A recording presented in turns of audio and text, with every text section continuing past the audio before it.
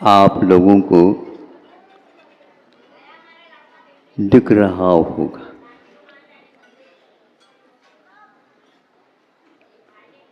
क्या दिख रहा है?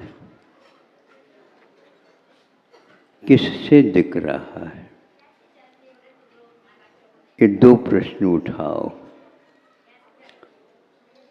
सामने बहुत अच्छा दृश्य दिख रहा है, बहुत अच्छी बात।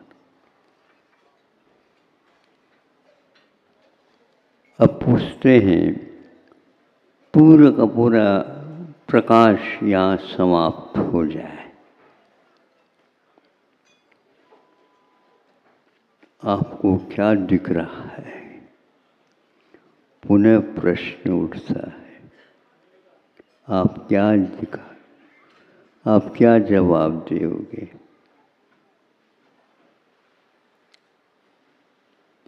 हमने जो देखा वह दिख रहा है। ऐसा संभव तब है जब हम उससे पहले परिचित हो, फिर बाद में सोचें। तो हमारे पास दो प्रकार के दर्शन हैं, एक चक्षु दर्शन और एक अचक्षु दर्शन। अचक्षु दर्शन एक प्रकार से परिचित नहीं हमसे, और चक्षु दर्शन तो बहुत परिचित है। जब प्रकाश का पूर्णतः अभाव है, हमें कुछ नहीं दिख रहा अथवा हम किसी को कुछ पहचान नहीं पा रहे, ये हमारी धारणा गलत है। मुझे कुछ नहीं दिख रहा, किंतु मैं अंधा नहीं हूँ। मेरे पास देखने के साधन और हैं, और वह बहुत महत्वपूर्ण है। मोक्ष मार्ग में कुछ दिखता नहीं, जो आप चश्मा लगा करके आकर के हमारे सामने बैठ जाओ।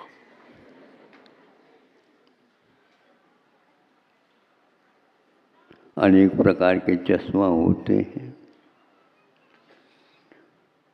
ये कैसी बात महाराज? बिना आँख का भी अंधा नहीं है। किस लिए नहीं है? कि उसको बहुत कुछ दिख रहा है।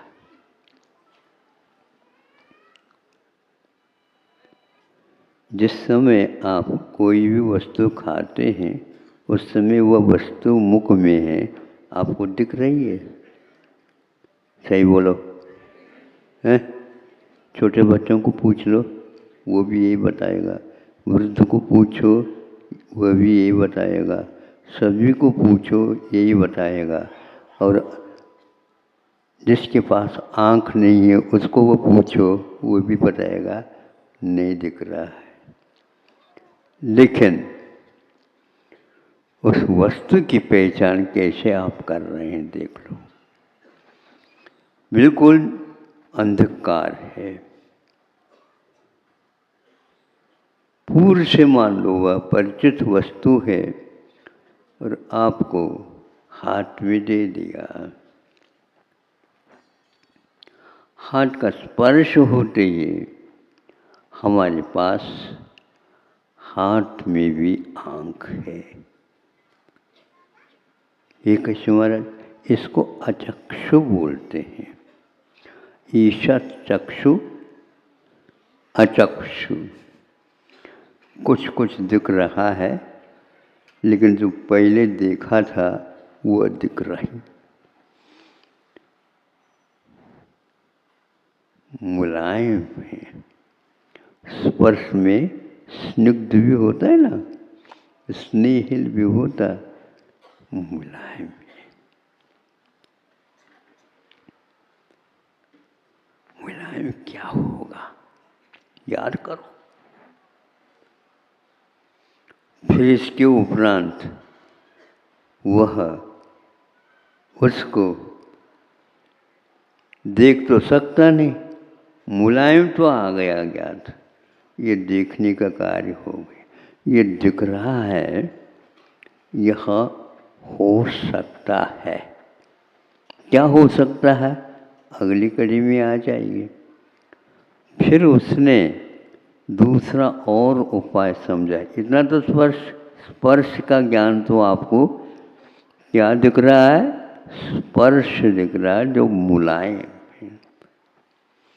फिर बाद में धीरे से अपने नासिका से छू लेता है, और उसमें भी क्या आया, हाँ, उससे आगे हम बढ़ गए हैं। ये गंध तो काय की है, ये गंध तो हापुस की है।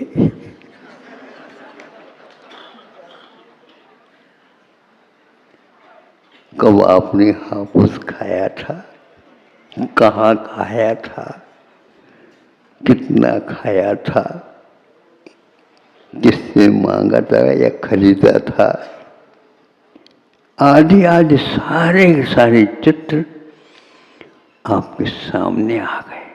आपके पास कितनी क्षमता है बताओ। केवल आंख के द्वारा ही दिखता है ऐसा नहीं, बल्कि आंख से कम और अन्य जो आंख हैं उसके द्वारा ज़्यादा दिखता। शास्त्रों में ये उल्लेख है। उसको हम देखना भी कहते हैं, छूना भी कहते हैं, सूंघना भी कहते हैं। अब इसके उपरांत कौन सा साधन रह गया, और स्पष्ट कर देता है। उसको उसने चख लिया, सारे साधन पूर्ण हो गए।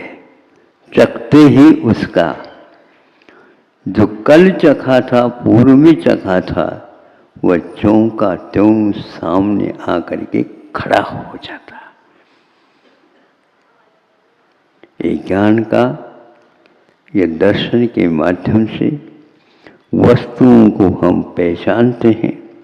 इस पहचान के कारण ही हमें वह मोक्ष मार्ग नहीं दिख रहा है, लेकिन दिख रहा है।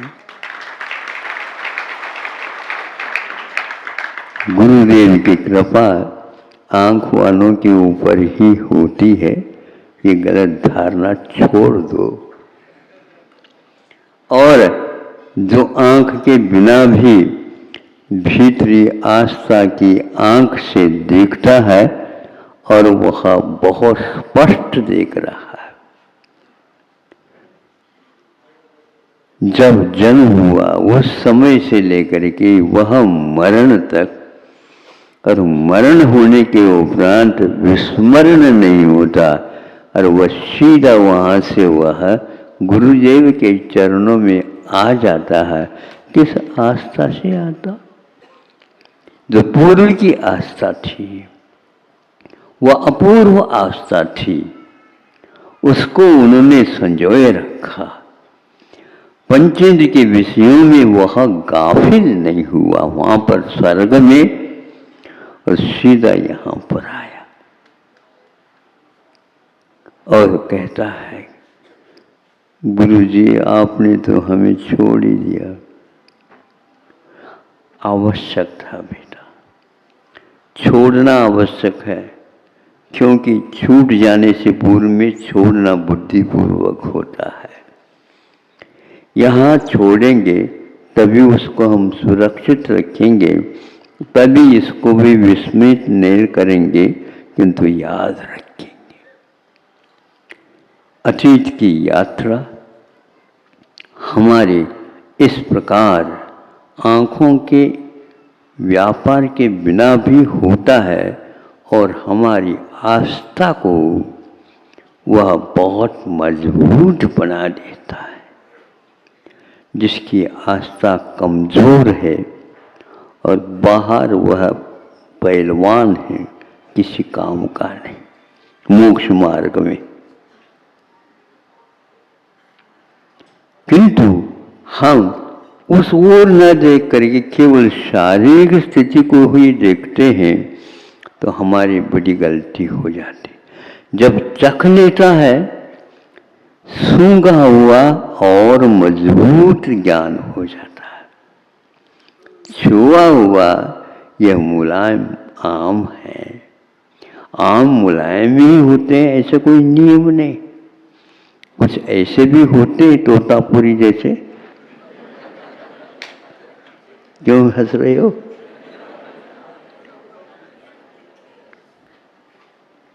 ये पक्का है। किंतु गंध के द्वारा भी स्पष्ट होता है, स्पर्श के द्वारा भी एक देश स्पष्ट होता है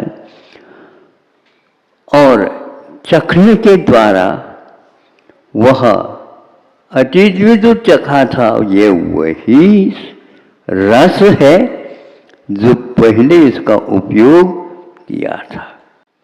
आप लोगों को मजबूती के साथ जो आप सुन रहे हैं, देख रहे हैं और भी स्मरण कर रहे हैं, इन सबको स्वर्ग में जाने के उपरांत भी गाफिल नहीं होते हुए इन सब को याद करोगे तो स्वर्ग में भले ही रहोगे लेकिन हमेशा हमेशा भगवान के समूह शरण में ही रह रहे हैं, ऐसा अनुभव होगा।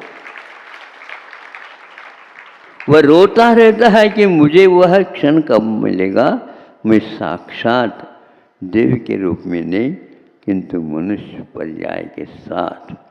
मनुष्य पर्याय का महत्व स्वर्ग में जाने के उपरांत होता है और यहाँ रहते हैं तो मनुष्य पर्याय का महत्व नहीं होता, स्वर्ग का महत्व होता। गाफिल हो रहे हो। कई लोग इस प्रकार वायदा कर लेते हैं, देखो मैं पहले मर जाऊंगा तो मुझे संबोधित करने के लिए आप आ जाना, और नहीं है तो मैं आपको आ जाऊंगा। लेकिन जब दोनों चले जाते हैं स्वर्ग में तो गाफिल हो जाते हैं, आड़ोस पड़ोस में रहते हैं लेकिन कोई याद नहीं करता।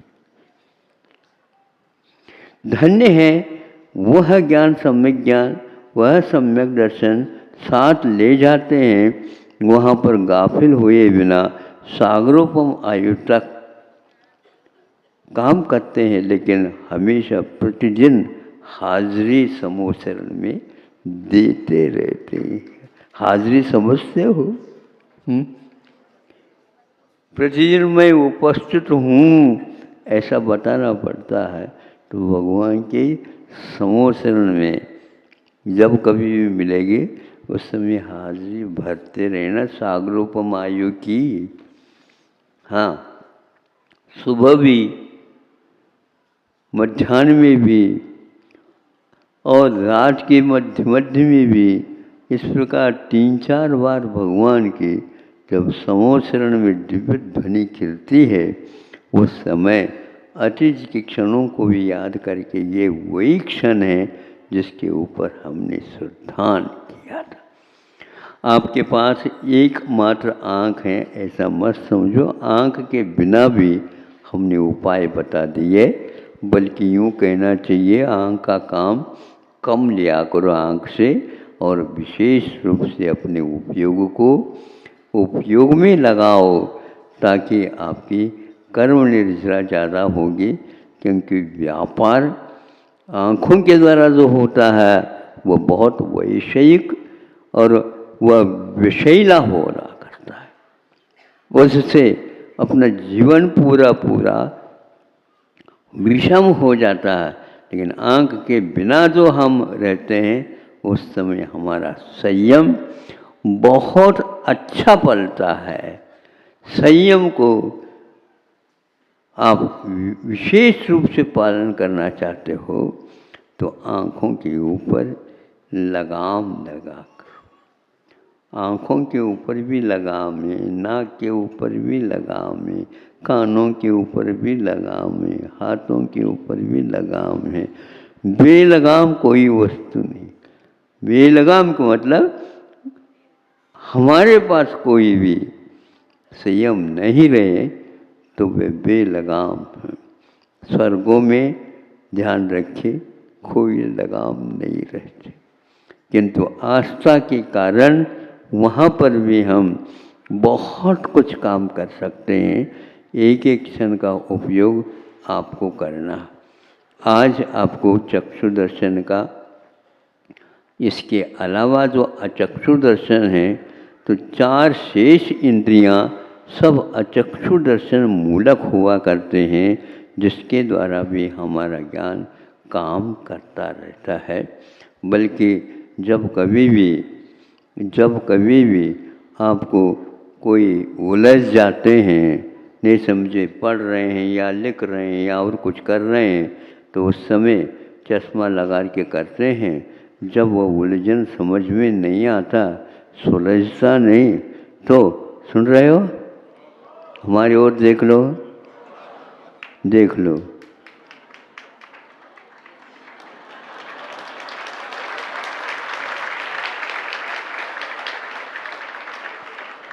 जब समझ में नहीं आता तो आंखों के ऊपर जो चश्मा लगाया था उसको फालतू है। इसलिए उलझो नहीं। मन यदि उलझ जाता है, गणित भी उलझ जाती, और मन यदि सुलझ जाता है तो कहीं भी बैठे रहो, बिल्कुल सब सामने स्पष्ट हो जाता है। भगवान से प्रार्थना करता हूँ हमारी भी आंखें ऐसे रहें और आप लोगों को उससे भी अच्छे रहें, लेकिन बहुत कठिन होता। अब उलझोगे तो नहीं है? हाँ, मैं अब सुलझाने की प्रक्रिया की ओर देखो, अपने आप ही सुलझता चला जाता। इतना ही पर्याप्त है। आप इस चश्मा को उतारना नहीं है, याद रखना। बहुत मैं ये सोचता था कि ये ऐसा क्यों लगाता, जब उससे भी काम चल सकता। अच्छा, सुलझ गया और प्रसन्न हो गया तो चश्मा उतार कर रख दो, काय के लिए रखो। है ऐसा ही कि बहुत चीज महत्वपूर्ण है, ऐसा नहीं, तात्कालिक उतने ही काल के लिए होना चाहिए। एक कदम रखा, उस कदम की ओर नहीं देखना, अब जो रखना है उसकी ओर देखना है। जिस कदम को रखना है वो दिख नहीं रहा है, लेकिन सड़क दिख रही है, जमीन दिख रही है, उसके ऊपर उसको रखना है। उसको देख करके रखोगे तो गिर जाओगे। हर कदम पर आप देख लो, जिस कदम को रखते हो वही दिख रहा है, जिस कदम को उठा रहे हो वो नहीं दिखता। वह अतीत का कार्यक्रम हो गया। इसी प्रकार एक भाव में है, इसको आप गौन करना प्रारंभ कर दो। दूसरा कौन सा भाव मिलना है, जैसा मैं कार्य करूँगा उसी के अनुसार फल मिलने वाला है। ज़्यादा चक्कर में मत फंसो, सब ठीक ठाक चलता। बहुत वेग के साथ जब वाहन चलता है, उस समय उनके चाकों को देखने से चाक देखने को उपलब्ध नहीं होते, क्योंकि वेग बहुत, गति बहुत तीव्र होती है। उसी प्रकार इंद्रियों के विषयों में जब उलझाओगे, बहुत तीव्र गति से कब चला जाता पता नहीं लगता।